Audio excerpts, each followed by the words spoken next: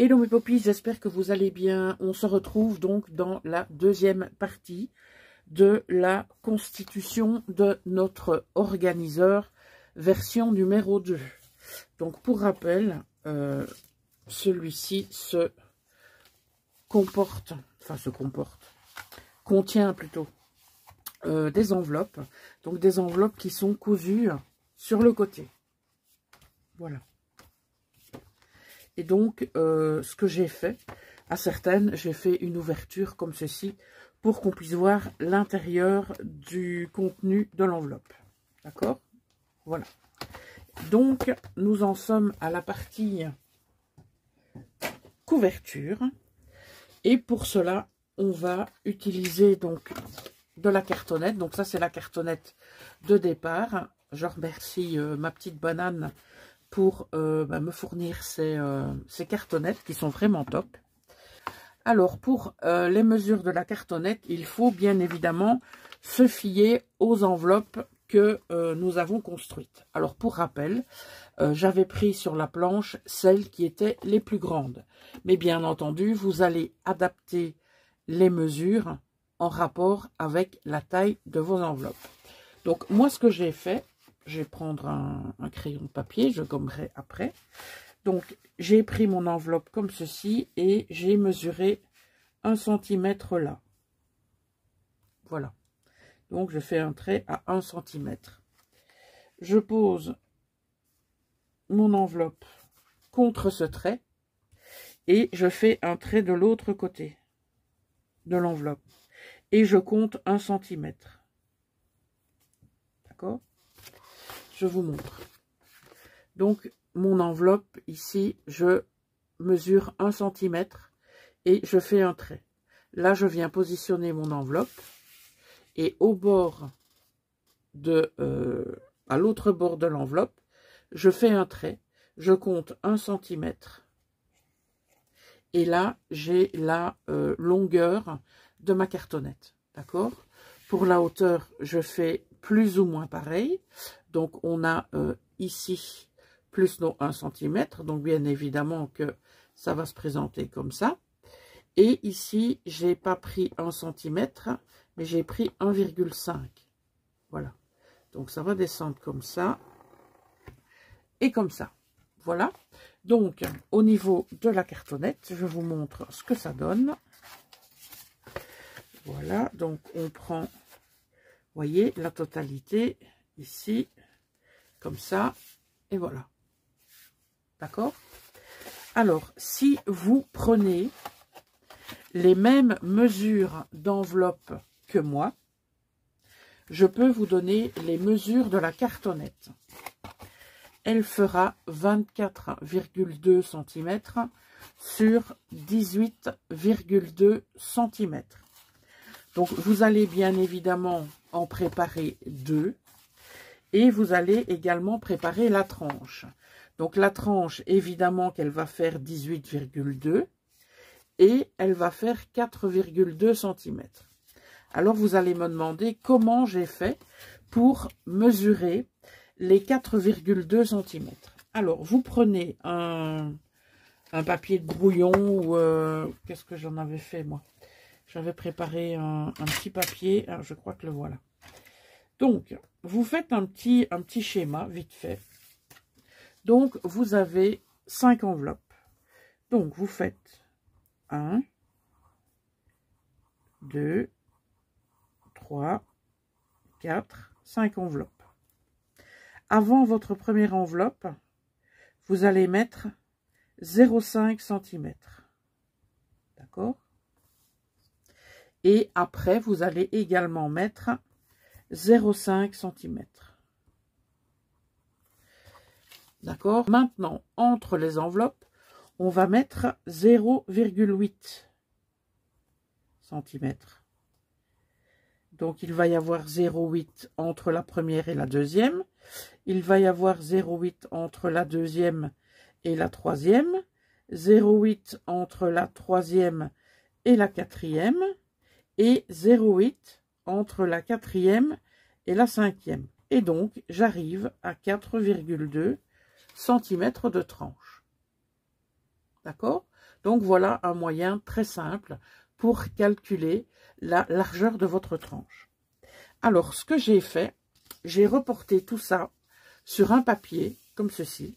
D'accord? Donc, aux dimensions de la tranche complète. Et ce que j'ai fait aussi, j'ai voilà, préparé la mesure de l'enveloppe. Voilà. Donc ça, c'est la mesure de notre enveloppe qui fait 16 cm. D'accord? Je l'ai noté ici. 16 cm de large. Encore une fois, c'est si vous sélectionnez les mêmes mesures que moi. Donc les mêmes mesures, c'est-à-dire la toute dernière ligne de la planche. D'accord? Alors, ce que j'ai fait, j'ai pris la moitié.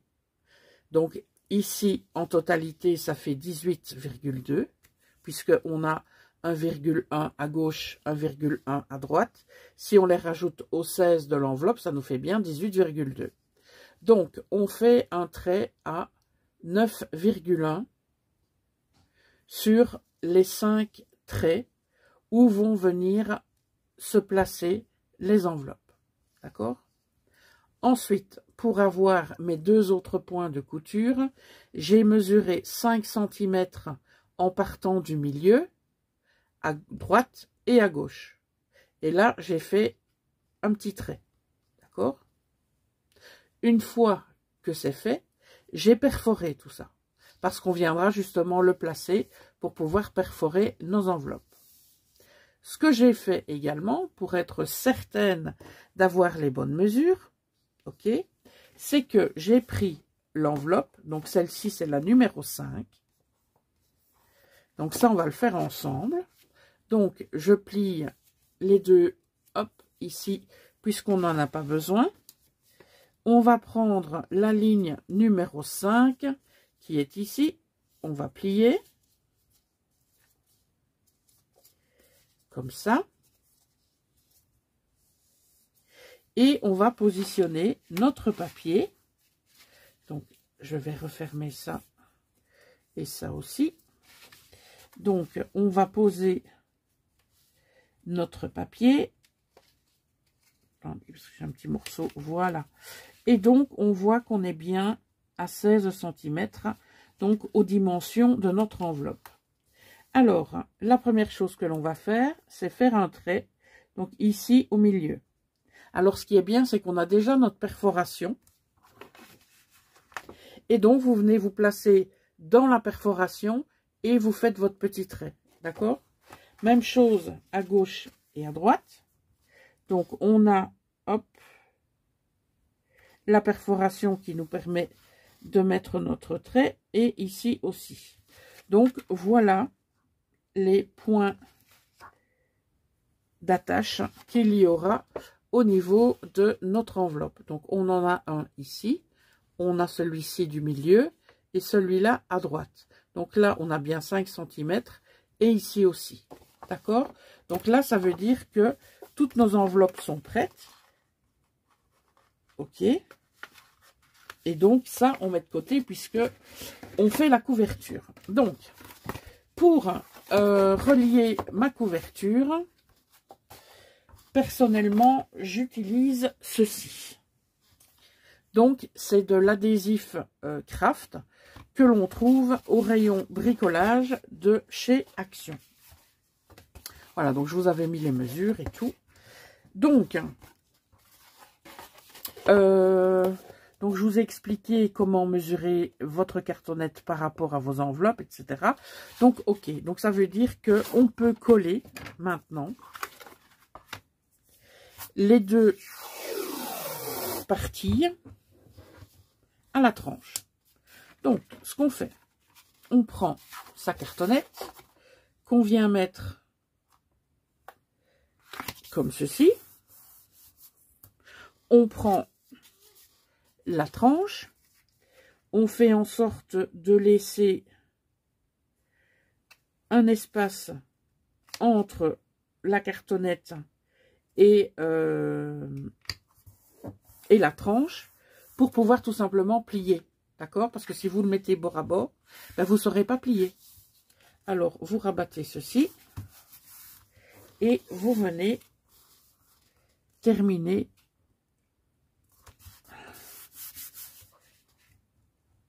comme ça. Et puis, vous venez couper. Ok, on va mettre un petit coup de plioir. Et ce qu'on va faire, on va tout simplement mettre ici.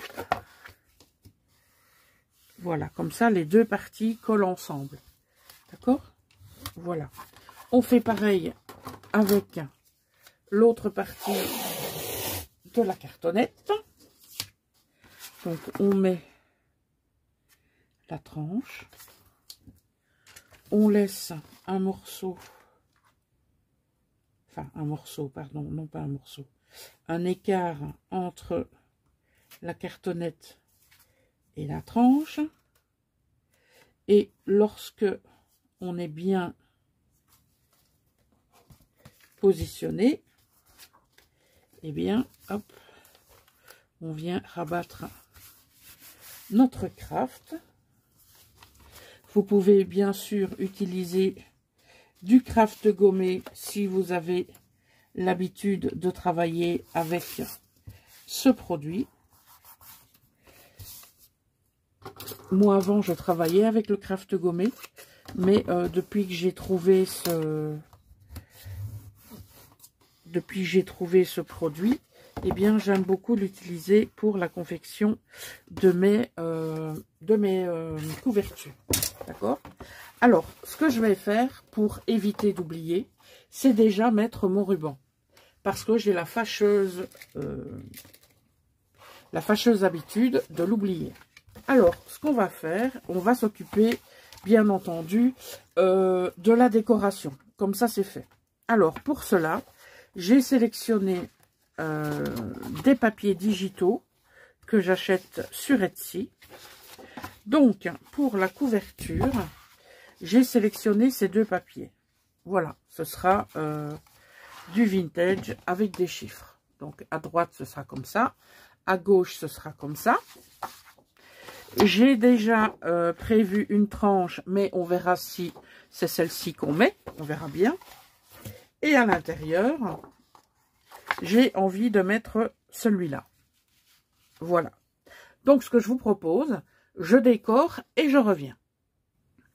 Alors, je vous reprends pour faire, on va dire, terminer ensemble. Donc, faire la tranche intérieure et faire la tranche extérieure. Donc, je vous montre. J'ai utilisé ces deux papiers. Donc, je vous avais dit que j'allais les utiliser. La seule chose, c'est que je les ai inversés.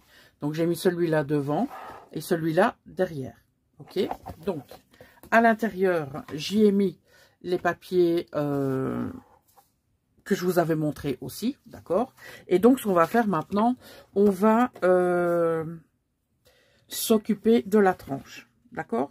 Alors, ce que j'ai fait, j'ai trouvé dans mes kits Etsy une carte, voilà. Donc, je me suis dit, on parle de vacances, on parle de lieux, ici c'est l'Italie, ici c'est Londres, et donc, pourquoi pas mettre une carte au milieu. Alors, ce que j'ai fait, j'ai pris donc 3 cm de débordement à droite et 3 cm de débordement à gauche.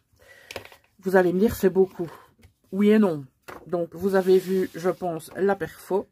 Et donc, j'ai envie de faire un petit peu de déco, tout simplement. Hein. Et donc, j'utilise ma perfo chouchou qui va nous faire de très jolies frises de part et d'autre de notre tranche. Voilà. Alors, pour rappel, comment utilise-t-on une perforatrice de bordure? Donc ici, vous avez réalisé la première déco. Donc, vous allez vous mettre bien embuté ici, d'accord? Et vous allez tout simplement positionner ce que vous avez fait juste avant ici. Donc, vous voyez là, vous avez le dessin. Et donc, vous allez venir faire glisser ce que vous avez déjà scrunché. Et là, regardez, c'est pile poil au-dessus du dessin. D'accord? Donc, qu'est-ce qu'on fait? On appuie. On continue comme ça jusqu'au bout. Donc, on prend le suivant, vérifie bien qu'on est embuté. Et lorsque le dessin correspond, d'accord? Il faut qu'il corresponde correctement, hein, d'accord? Et ben, on fait un petit coup de scrunch. Voilà. Alors, comment va-t-on coller notre tranche? Ben, c'est simple. Ce qu'on va faire, on va commencer par mettre de la colle au niveau de la tranche elle-même. Donc, je ne sais pas si je vous l'ai dit, je crois pas.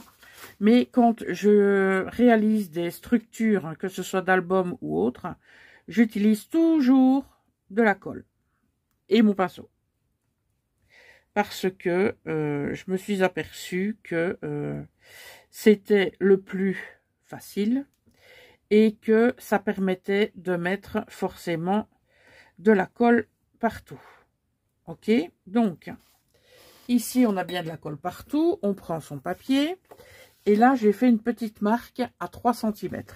Donc je regarde si mon papier est du bon sens, c'est le cas. Donc je m'aligne ici aux 3 cm.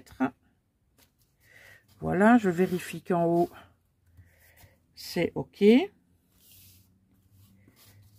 si c'est le cas, eh bien voilà, j'applique tout d'abord le milieu de ma tranche. Hein, il faut le remonter un chouïa. Et comme c'est de la colle, eh bien, on a la possibilité de bouger pendant quelques instants.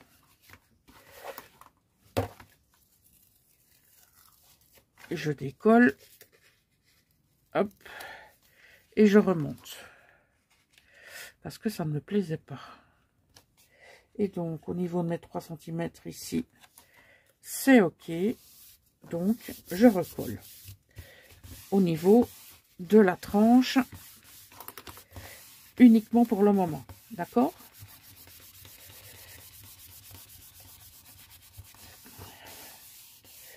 Alors, vous avez ici des... comment est-ce que je vais appeler ça, moi? Des plis, des rainures qui vont par la suite, d'accord, nous permettre de plier. Ça veut dire que il va falloir que notre papier colle correctement pour que lorsque l'on va plier ici, notre papier eh bien, se mette et reste bien en place. Donc, pour l'instant, il n'y a pas de souci, puisqu'on n'a collé que ça, d'accord? Donc, ce qu'on va faire maintenant, eh bien, on va coller la partie ici. Voilà. Alors, on dépose. Il va certainement y avoir un trop-plein de colle, puisque nous avons du papier ajouré avec la frise, réalisée avec la perforatrice de bordure, d'accord? Et on marque encore le pli ici, et on regarde ce que ça donne quand on plie. Ben, ça donne que c'est top. Vous voyez, ça colle bien. Peut-être ici. On regarde de l'autre côté. Et de l'autre côté, c'est parfait. Voilà. Donc, nous avons notre tranche qui est collée. Donc, on va la laisser, bien sûr, sécher avant de s'attaquer à la reliure des enveloppes. De toute façon, la reliure des enveloppes, ce sera dans l'autre vidéo. Alors, ici, maintenant, on a le choix entre pas mal de papiers. J'en ai sélectionné quelques-uns. Donc, j'avais sélectionné celui-ci, éventuellement. Donc, celui-là pourrait aller. J'ai également préparé celui-ci. Je pense qu'il pourrait très bien aller aussi. J'ai sélectionné celui-là, comme ça. Je pense que ça pourrait être sympa aussi, mais je pense que c'est celui-ci que je vais utiliser avec, avec les lettres et les chiffres. Ouais, c'est celui-là que je vais utiliser. Alors, comment on va faire pour prendre les mesures? J'ai envie de vous dire, ça va être très simple. Parce que vous allez donc découper déjà votre papier. Parce que vous avez des bords blancs ici. Donc, vous allez couper votre bord blanc, mais vous allez même dépasser un petit peu. Voilà. Vous faites pareil ici. Puisque de toute façon, on n'a pas besoin de la totalité du papier. Et les chutes, vous pourrez de toute façon les réutiliser. Donc, rien n'est perdu. Voilà. Et on fait la même chose ici. On retire le bord blanc et même quelques millimètres en plus. Voilà. Alors, maintenant, on va prendre quand même certaines mesures. Hein. D'accord? Alors, on va... est-ce qu'on prend... est-ce qu'on met une bordure? Non, on y mettra du ruban ou quelque chose comme ça. Voilà. Alors, 3 cm, ça me paraît beaucoup. Donc, on va prendre 2 cm de débordement. Ici. Et 2 cm de débordement là. Voilà. Alors, la première chose, c'est de déterminer la hauteur. Donc, on se met bien ici. Ok. Et on va marquer l'emplacement où on va couper. D'accord? Alors, ce qu'on fait, on prend notre papier, on le met à la première marque à gauche. Je vais soulever un petit peu et voir où est la marque à droite. 2 cm, tu es où? Oh, je ne sais déjà plus, je ne le vois pas. Ah, il est là. Il est là, mais il n'est pas bien marqué.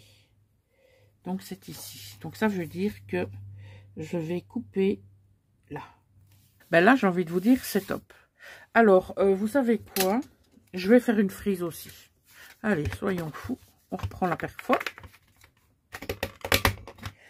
Je trouve que ça finit super bien. En tout cas, c'est mon idée. Vous avez peut-être la vôtre qui est complètement différente. Et c'est ce qui fait la richesse de nos petites communautés.